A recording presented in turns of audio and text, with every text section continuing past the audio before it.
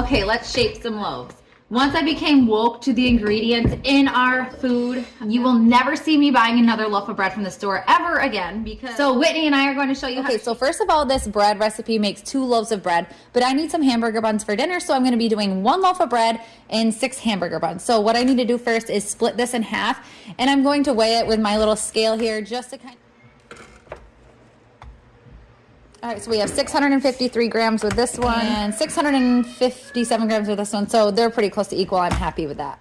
So we're gonna set one aside and work with one to make a loaf of bread first. What I do is just kind of roll it like this. You want it really, really tight. So as you pull back, push down and kind of tuck it back in, tucking the sides in as you go. You just wanna try to get it as tight as possible. So tuck in, push down, push towards the counter. Not perfect by any means. All right, now onto hamburger buns. I don't know why, but 107 grams seems to be the perfect weight for my buns. So that's what I like to get them close to. So we're just gonna cut a little bit off, and then Whitney's going to weigh it. All right, 107 grams. So now we're going to shape it.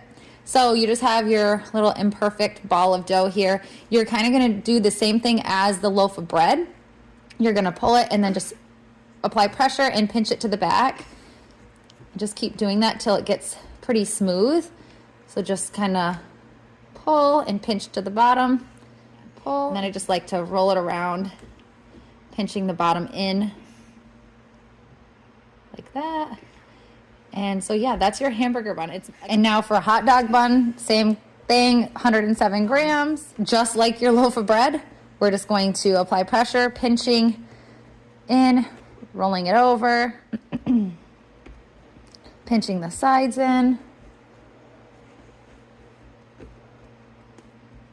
And that's your hot dog bun. You can slice it right down the side and put your hot dog in there. And what I like to do with my hamburger and hot dog buns is once they're on your baking sheet and before you let them rise for the second hour, I like to put them close together like this, maybe an inch apart, because when they rise and when they bake, they will end up touching.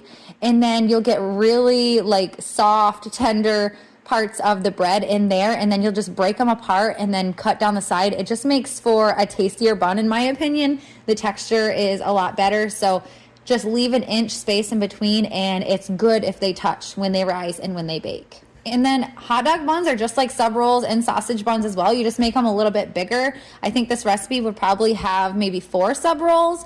So we don't eat subs often, but if we did, we would use this and probably split them into 4s. But yeah, this recipe is a perfect all-around dough for any type of bread that you want to make.